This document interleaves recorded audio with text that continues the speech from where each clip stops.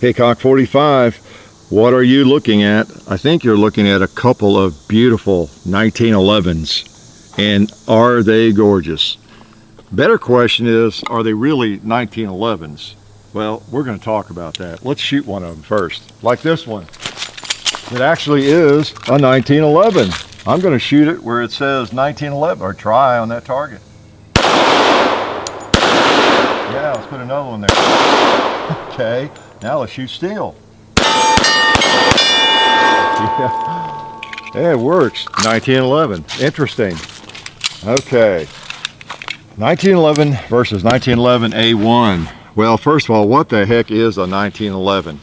When you hear someone mention a 1911, what might they mean? They might mean several things, right? Or when you use the term, obviously, or I use the term, I tend to mean a firearm like this of 1911 design, whatever size it is, whenever it was made, depending on the discussion, okay? But, a person could mean a 1911 versus 1911 A1. Somebody could mean a full-size government model whenever they say 1911. They might mean only an old 1911 that was made back between 1911 and roughly 1924, a vintage military firearm that was made within that time frame. Yes, who knows? Most people, I think, refer to these firearms as just kind of the 1911 style pistol, even though we don't say style, pistol maybe. So we want to clear some of that up. The other thing is, you might go the other way. You might be at a gun show or somewhere, and you're you're asking about a 1911 there, or you're showing somebody your 1911 and that you're going to trade for something. Maybe it's a new Springfield Armory and you're talking to somebody about trading for some firearm that he has, and he goes super purist, obnoxious nerd on you and says, that's not a 1911. To him, a 1911 has to be an old military pistol from 1913 or 1912 or something, okay?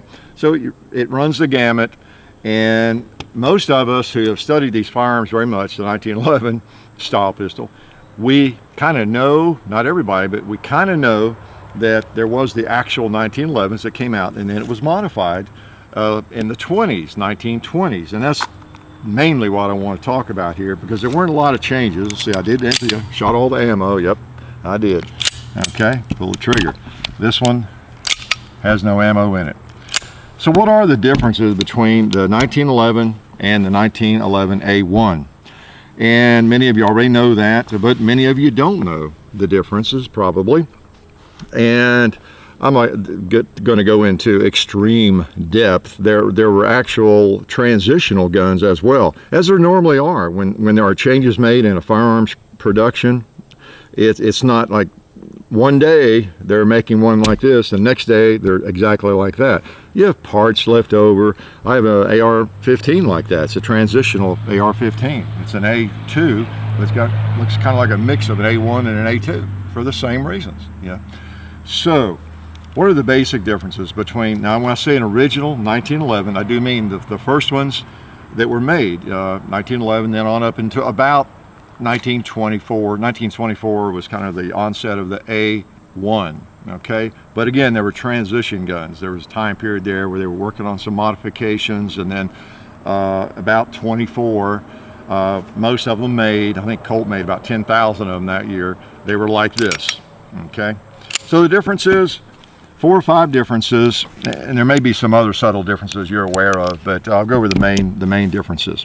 The big one you can observe and see, flat mainspring housing on the originals. Okay, now these are both original. Well, this is original gun, but on the first 1911, flat mainspring housing, and then as they came out with the A1, they made the they put in a raised mainspring housing, and it's kind of serrated there. All right, that was a big change. There were criticisms that people were shooting them low, and mostly new shooters, I think, but they were shooting them low, and they put this on there, as I understand, to kind of force you to hold the gun up a little bit and to not be as likely to shoot low with it. So that's the theory. That was the plan. For me, I much prefer the flat mainspring housing. And in fact, it's funny because most people now, I think, prefer that. Most, not everybody. Depends on your hand size and everything, experience. But most competition guns are flat mainspring housing. And it's one of the first things I do. To any 1911, I'm going to shoot much. Now, I won't do it to that because that's a real World War II pistol. I'm not going to start changing it out. But I love a flat mainspring housing. But they went to that. And your World War II government model, you know, it's going to have a raised mainspring housing like that. Okay. Also, you notice the trigger. The trigger on the originals, the first ones were a longer trigger. And when they made that the changes around 1924, they went to a shorter trigger, and also it's it's kind of not serrated, but it's got bumps there, knurls in there. Okay, give a little friction. So a shorter trigger. All right. That's another thing I don't like. I like the long trigger. This is the configuration, my favorite. Long trigger, flat mainspring housing. Right there. This gun feels better. So when they fixed it, they didn't fix everything for me. This feels much better to me, this firearm. Okay, so the mainspring housing, the trigger, the long trigger. All right, now, again, this is not to say that you buy or see a bunch of 1911s, go to any gun shop, and there's about 15 or 20 of them. They're going to be all different configurations. New ones, you know, there's just whatever the manufacturer puts on them. Okay. Another change was the beaver tail.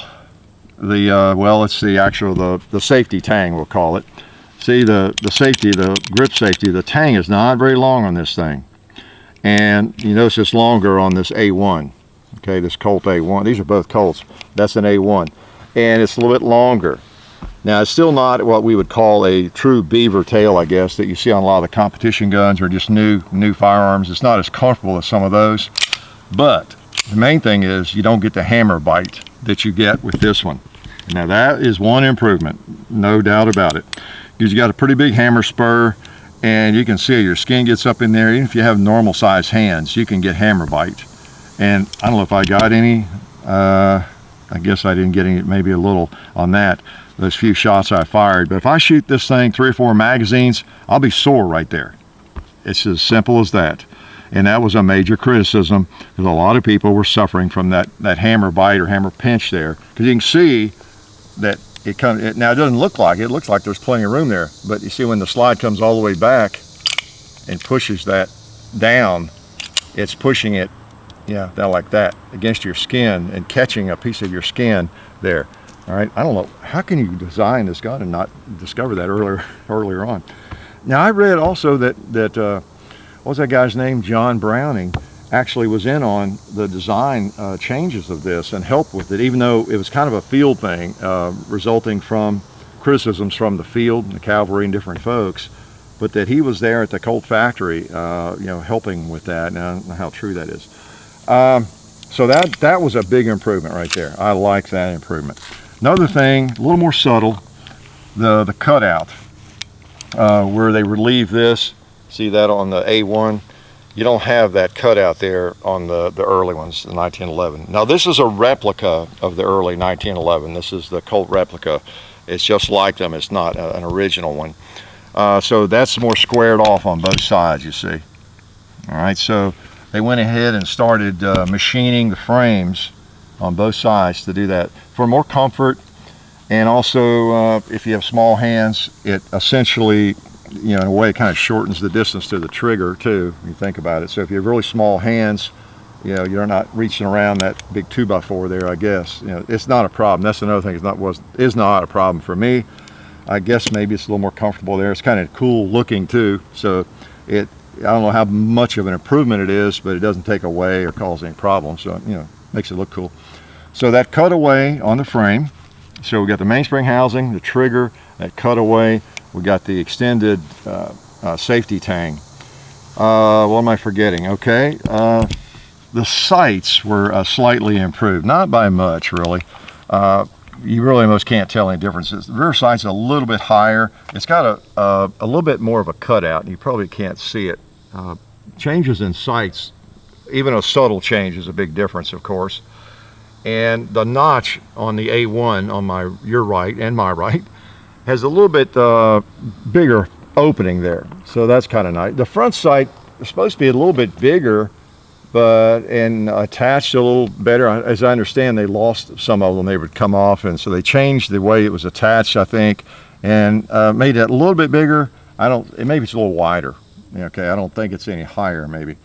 So the subtle improvement in the sight. And it wasn't until years later, Colt started putting in, and other makers, a real sight that you could actually pick up, a combat sight like most of us like, but serve the purpose. Okay, so what I leave out? Mainspring, the trigger, the tang, the cutouts, the sides. Those are 5 of the biggest differences. The grip's a little different, of course. When you get to World War II, now in 24, 25, in the mid-20s, they still were using wooden grips, but I think they quit putting the diamonds on them, if I'm not mistaken, a different design there. I think another subtle difference might be the slide stop there. I think that was a little different. It's, I don't know, not much, not a lot of difference there. So some of those things, it's not that big a deal. And that's basically it, the biggest changes. And that's why you see most of the 1911s you see are A1s. Okay, they're basically the A1. And unless someone is manufacturing one with these features on it, and generally the only reason they're doing that is like Colt did with this one. I've had this one 10, 15 years, whenever they came out with this reintroduction. I don't know if you call it a replica, because it's made by Colt, just like they were back in the day. But kind of a reintroduction. It was a limited run of the World War II model. This is the 1918, World War I model rather. And that's a good reason to get it right? Because that's what you're doing. You're making a World War I model, an actual 1911, a pure 1911. And otherwise, not having that extended safety tang is a little annoying, because you're going for a hammer bite. I tell you, if this weren't an exact replica and such a nice firearm, I'd be tempted to put like a commander hammer on this thing, or trim down the hammer, because if it had a commander hammer, which is shorter, and there would be no trigger bite, with it, or hammer bite, this firearm would just feel like $1,000,000 to me, and it would be my favorite full-size government model, my full-size 1911. It would be my favorite. It's one of my favorites as it is, and I go shoot it, and every time I pick it up, I just think, man, that thing feels good. And if I hold my hand right, I don't get hammer bite. If I stick my thumb out like that, I can shoot it. I might have been doing that, but I can shoot it without getting the hammer bite. But if I get any kind of grip like that, I'll get the hammer bite. All right, so I can see why there were a lot of complaints about that. All right, and that's kind of the difference. And I'll shoot a little bit of Federal here. We appreciate Federal furnishing the ammo and the support we get from them and Bud's gun shop. So check out the people that support us, Bud's and Federal. And why don't I shoot this thing? I know you want me to shoot it, don't you? Let's put a little ammo in it, take a couple shots. All right. This is a Jewel. This one is World War II, vintage, 43, I believe. And it's one of my faves, of course, Colt, the A1. All right, gosh, I can't believe I'm getting both these firearms dirty for you all. Well, let's put a couple on the A1 part there, if I can.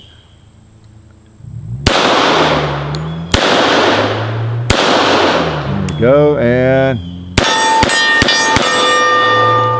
they both work. They both get the job done, because the 1911 is a wonderful piece of hardware. Whether or not it's something you want to carry or not, I mean, these things are gorgeous, so much history. I regard them a little bit like a Colt single action army in a way. Just masterpieces, feel great, the ergonomics are wonderful. I feel kind of sorry for people who hate these things to the point where they won't ever own one.